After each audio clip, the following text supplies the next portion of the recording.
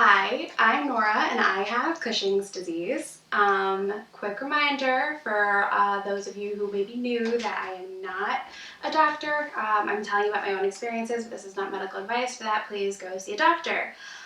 First and foremost, I just want to apologize because I know that I have not been around for a while, but let me tell you, surgery was a lot.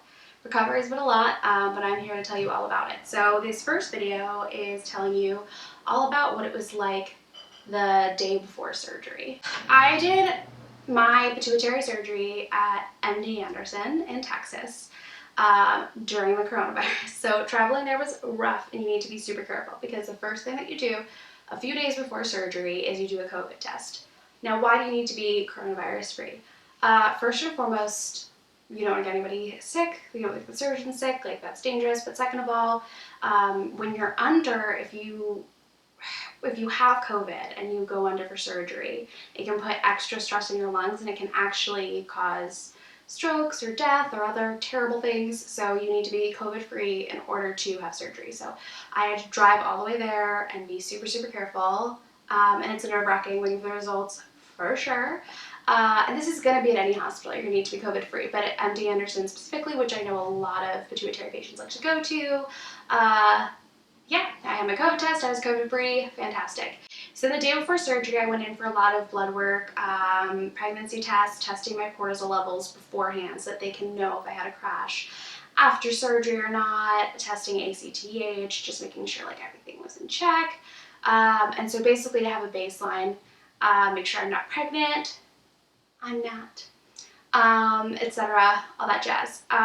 Then I got to meet with the surgeon. My surgeon was Dr. Ian McCutcheon, and he kind of explained the surgery to me and the risks. So the surgery itself was going to be between 2 and 5 hours. Mine ended up being 5 hours, but I'll get to why in a little bit. There's a risk of death with every surgery. It's not an extreme risk with this one. You're not likely to have that. The biggest problems that you can come across, the main one is spinal fluid leakage. About 25% of patients have spinal fluid leakage.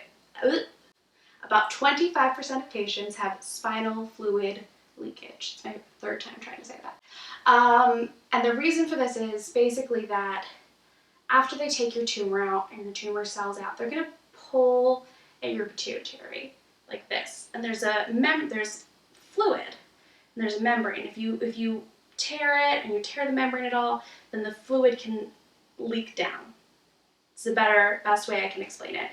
So if that happens, they take a piece of like skin fat from your thigh or from your hip, and they use it to plug that hole so that you don't have the leakage anymore. So that's like the big thing that can happen. You can wake up with like this scar on your thigh or on your like hip, and you're like, what the heck? That's what it's for.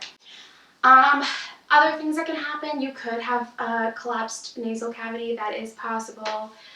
They could go in there and like not find anything. That was not the case for me. So they had thought at the time I had 2 tumors. I ended up having 1 tumor with a tail and then tumor cells. So that's why my surgery ended up taking 5.5 hours, because they took out the tumor, made sure they got the whole tail, made sure they got all the cells, and went around and like poked at everything and made sure there wasn't anything left behind. So that's the surgery itself. That's what happens the day before surgery. It was super helpful to like sit down with the surgeon and talk to him about it because I was nervous.